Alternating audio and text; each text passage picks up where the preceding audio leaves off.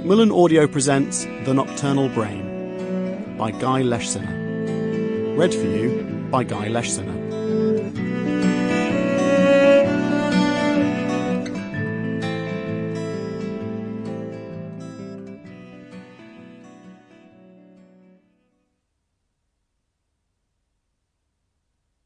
Introduction. We think of sleep as a tranquil act, when our minds are stilled and our brains are quiet. The act of sleeping is a passive one, and is associated with a blissful unconsciousness and the delight of waking refreshed. The only awareness we might have of something happening in the night are the fragments of a dream. That is, at least for most of us. But for many of the patients in my sleep clinic, their nights are anything but this. Rather, a night in the sleep laboratory, where I admit my patients to study their nocturnal behaviour, is punctuated by shouts, jerks, snores, twitches, or even more dramatic goings-on, and the torture of poor or even no sleep at all. The normal expectation of waking up feeling ready for the day ahead is rarely found among my patients, or indeed their partners. Their nights are tormented by a range of conditions, such as terrifying nocturnal hallucinations, sleep paralysis, acting out of their dreams, or debilitating insomnia. The array of activities in sleep reflects the spectrum of human behaviour in our waking lives. Sometimes these medical problems have a biological explanation, at other times a psychological one, and the focus of the clinical work that I and my colleagues do is to unravel the causes for their sleep disorders and attempt to find a treatment or cure. For the past few years, I've seen hundreds of patients per year with sleep disorders, causing insomnia, profound excessive daytime sleepiness, or bizarre and frightening experiences at night. My path to this work has been accidental. In keeping with most doctors of my generation, my exposure to the world of sleep during my medical degree was pretty much non-existent.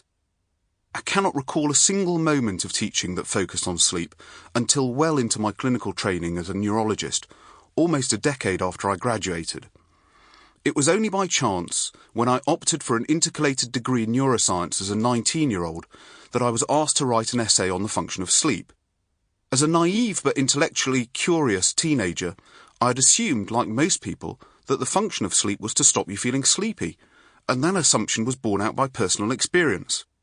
I went to bed when sleepy, and when I woke up, that sleepiness had left me. However, in preparation for that essay, I came across a paper co-authored by Francis Crick, one of the discoverers of the structure of DNA.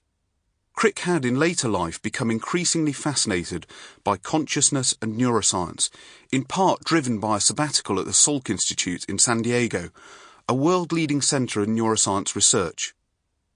In that paper, Crick and his colleagues speculated as to the function of dreaming, which at that time was thought to exclusively happen during a stage of sleep known as rapid eye movement sleep, or REM sleep.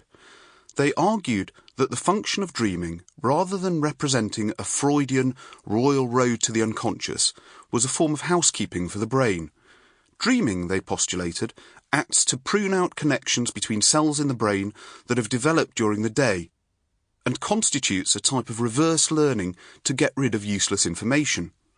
The validity of this hypothesis remains controversial, but reading this paper was a light bulb moment for an ignorant yet interested medical student. The realization that sleep not only had a purpose other than making you feel less sleepy, but was also a complex set of brain states, not simply a state of unconsciousness between going to bed and waking up, had a profound effect. It sparked my interest in sleep and its disorders, and has led me into this fascinating and often bizarre clinical realm of sleep medicine. In this twilight world, glitches in the human brain result in striking and poorly understood conditions, all the more so as, in contrast to chest pain, headaches, skin rashes, or more usual medical symptoms, these problems often arise without any awareness, at a time when people's brains and minds are detached from their internal and external world. In what follows, I'll introduce you to some of my patients who've been willing to share their stories. The tales of these individuals are dramatic, terrifying, illuminating, poignant, and sometimes amusing. Sample complete. Ready to continue?